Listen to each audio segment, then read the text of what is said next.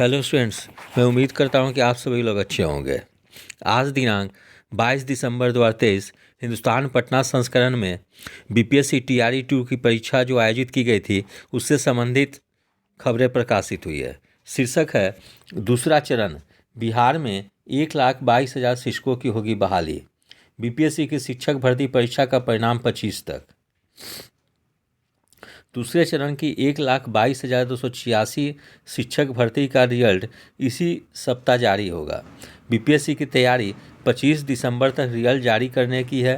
पहली से 12वीं कक्षा तक के अलग अलग कोटि के शिक्षकों के रिजल्ट जारी होने में 3 से 4 दिन लगने का अनुमान है।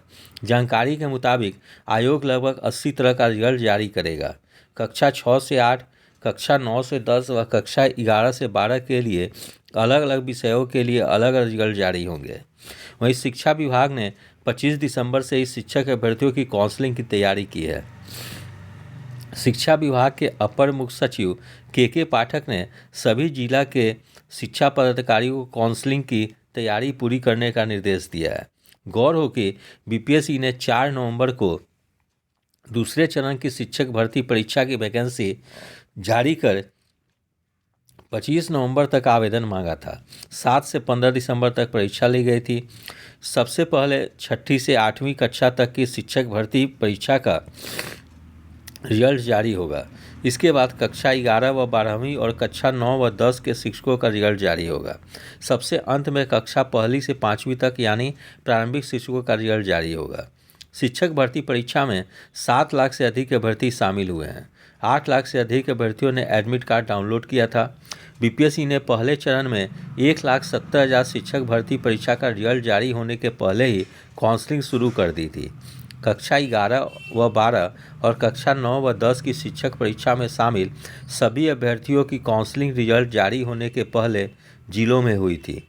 पिछली बार बीपीएससी ने सीधे जिलों को पत्र भेजकर परीक्षा में शामिल अभ्यर्थियों की काउंसलिंग कराने के लिए कहा था। इस बार बीपीएससी ने शिक्षा विभाग को ही काउंसलिंग के लिए कहा है। पिछली बार अभ्यर्थियों की काउंसलिंग मामले पर शिक्षा विभाग और बीपीएससी के बीच विवाद चर्चा में था।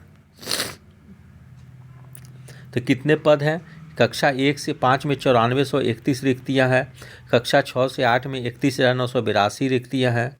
कक्षा 9 से 10 में 25,559 रिक्तियां हैं और कक्षा 11 और 12 में 52,727 रिक्तियां हैं।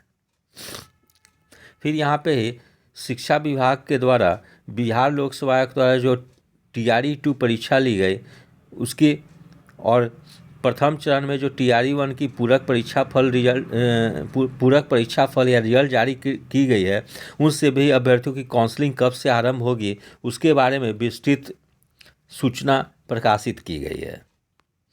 तो यहाँ देख सकते हैं कि 25 दिसंबर 2023 को टीआरई 1 में जो पूरक या सप्लीमेंट्री रिजल्ट जो जारी की गई थी उसमें चाहे वो क्लास 1 to 5 हो, 9, 10 हो, 11, 12 हो, सभी विषय की काउंसलिंग जो होगी वो 25 दिसंबर 2023 से होगी। फिर 26 दिसंबर 2023 से टीआरई 2 में जो मिडिल स्कूल यानी कक्षा 6 से 8 हैं सभी विषय की काउंसलिंग होगी। फिर 27 दिसंबर 2023 को क्लास 9, 10 या हाई स्कूल के सभी विषय की काउंसलिंग होगी और 28 दिसंबर 2023 से कक्षा 11, 12 और सभी विषय की काउंसलिंग होगी और 30 दिसंबर 2023 को प्राइमरी यानी क्लास 1 to 5 के सभी विषय की काउंसलिंग होगी। तो इस तरह से शिक्षा विभाग के द्वारा काउंसलिंग किस तिथि को आयोजित होगी उसकी विस्तृत टाइम टेबल जारी कर दी गई है। इसलिए रिजल्ट जो है कि बिहार लोक सेवा आयोग के द्वारा निश्चित रूप से 2 दिन के अंदर निश्चित रूप से दे दी जाएगी। फिर काउंसलिंग के लिए कुछ गाइडलाइंस भी जारी की गई है। उसमें काउंसलिंग में कौन कौन सी कागजात लेके आनी है उसके बारे में भी जानकारी दी गई है। जैसे पहला है बिहार लोक सेवा आयोग की विद्यालय अध्यापक नियुक्ति परीक्षा 2023 का मूल प्रवेश पत्र एवं उसकी 100 अभिप्रमाणित छाया प्रति, यानी जो एसटीईटी की जो परीक्षा जो आयोजित हुई थी उसकी एडमिट कार्ड और एक जो है कि फ़ोटो स्टेट भी होनी चाहिए, ओरिजिनल एडमिट कार्ड और फोटो स्टेट होनी चाहिए जो कि सेल्फ अटेस्टेड हो। दूसरा है कि आधार प्रमाण पत्र उसकी भी एक फ़ोटो स्टेट सेल्फ अटेस्टेड होनी चाहिए। फिर सभी शैक्षणिक व प्रशैक्षणिक प्रमाण पत्रों की मूल ओरिजिनल कॉपी और बिहार लोक सेवा आयोग की वेबसाइट पर अपलोड किए गए प्रमाण पत्रों की डाउनलोड प्रति, जिसमें बिहार लोक सेवा आयोग का वाटरमार्क परिलक्षित हो कि एक सेल्फ अटेस्टेड कॉपी होनी चाहिए। फिर सीटेड बीटेड स्टेट उत्तीर्णता प्रमाण पत्र मूल एवं बिहार लोक सेवा आयोग के वेबसाइट से डाउनलोड वाटरमार्क प्रति की सेल्फ अटेस्टेड कॉपी होनी चाहिए। फिर पासपोर्ट साइज का 3 फोटोग्राफ, जैसा कि आयोग द्वारा आयोजित परीक्षा में शामिल होने हेतु पूर्व में आयोग में ऑनलाइन ऑफलाइन जमा किया गया था। आरक्षण दावा से संबंधित मूल प्रमाण पत्र एवं उसकी बिहार लोक सेवा आयोग की वेबसाइट से डाउनलोड वाटरमार्क प्रति की सेल्फ अटेस्टेड कॉपी होनी चाहिए।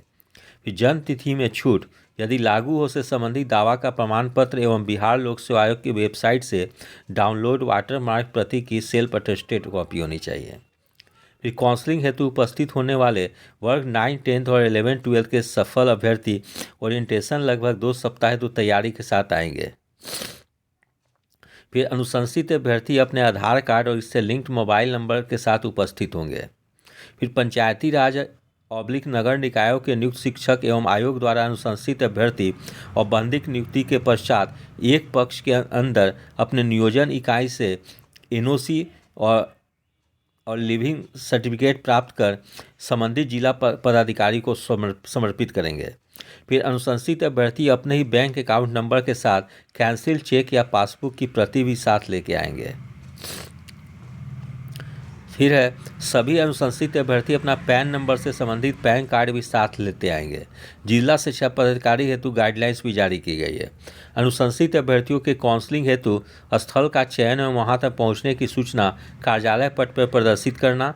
जहां अभ्यर्थियों की संख्या अधिक हो वहां जिला मेरिट लिस्ट अथवा कोटिवार अथवा पृष्ठों के अनुसार समय सारणी तय करेंगे। फिर स्थल पर आवश्यक विषयवार काउंटर का निर्माण एवं अभ्यर्थियों की सुविधा हेतु ध्वनि विस्तारक यंत्र की व्यवस्था, निर्धारित काउंटर पर कर्मियों का प्रतिनियोजन, काउंटर पर आवश्यक उपकरणों यथा computer, scanner, printer, biometric device, internet की व्यवस्था आदि सुनिश्चित करना। फिर काउंटर पर व्यवस्था सुनिश्चित करने हेतु पदाधिकारी कर्मियों की अतिरिक्त व्यवस्था करना। स्थल पर शांति एवं विधि व्यवस्था बनाए रखने हेतु जिला पदाधिकारी से अनुरोध कर दंडाधिकारी एवं पुलिस बल की प्रतिनियुक्ति सुनिश्चित करना। फिर अनुशंसित अभ्यर्थियों द्वारा समर्थित उन्हीं प्रमाण पत्रों का सत्यापन करेंगे जो बिहार लोक सेवा आयोग की वेबसाइट पर अपलोड एवं वाटरमार्क्ड हो। काउंसलिंग स्थल के समीप बैंक अकाउंट खोलने के लिए काउंटर। उपरोक्त के संबंध में विशेष जानकारी के लिए संबंधित जिला शिक्षा पदाधिकारियों से संपर्क किया जा सकता है। ठीक है, ये सूचना निदेशक माध्यमिक शिक्षा बिहार कन्हैया प्रसाद श्रीवास्तव के हस्ताक्षर से जारी की गई है।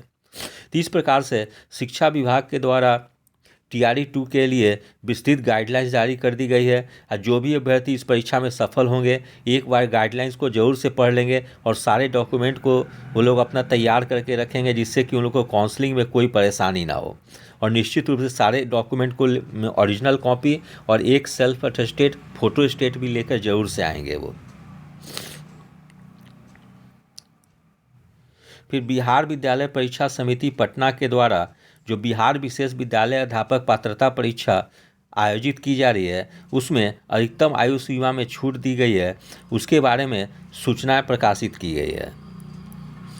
जैसे है बिहार विशेष विद्यालय अध्यापक पात्रता परीक्षा 2023 में सम्मिलित होने वाले अभ्यर्थियों एवं संबंधितों को सूचित किया जाता है कि निदेशक प्राथमिक शिक्षा विभाग बिहार पटना के पत्रांक 07/विविध 186/2023 दिनांक 20/12/2023 के आलोक में उक्त परीक्षा में सभी कोटि के अभ्यर्थियों को निर्धारित अधिकतम आयु सीमा में 10 वर्ष की छूट दी जाती है।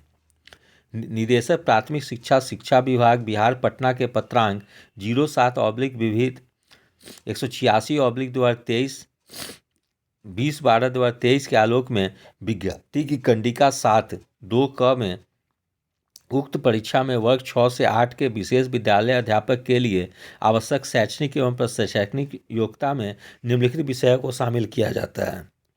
न्यूनतम 50% अंकों के साथ किसी मान्यता प्राप्त विश्वविद्यालय से स्नातक की उपाधि के साथ BCA, BSc biotechnology, BSc electronics engineering से स्नातक जिसमें विज्ञान और गणित की विशेषज्ञता हो एवं सांख्यिकी विषय में स्नातक योग्यताधारी को भी आवेदन करने की छूट दी जाती है। बशर्ते कि वे भारतीय पुनर्वास परिषद से मान्यता प्राप्त संस्थान से विशेष शिक्षा में बीएड के साथ भारतीय पुनर्वास परिषद का वैध CRR नंबर धारित करता हो। उक्त परीक्षा के ऑनलाइन आवेदन पत्र एवं ऑनलाइन परीक्षा शुल्क जमा करने की अवधि दिनांक 27 दिसंबर 2023 तक विस्तारित की जाती है। तो इस प्रकार से आज के समाचार पत्र में कुछ महत्वपूर्ण खबरें थी। यदि आप सभी लोगों को मेरा चैनल अच्छा लगा हो, इसे लाइक और सब्सक्राइब करें। धन्यवाद। Take care.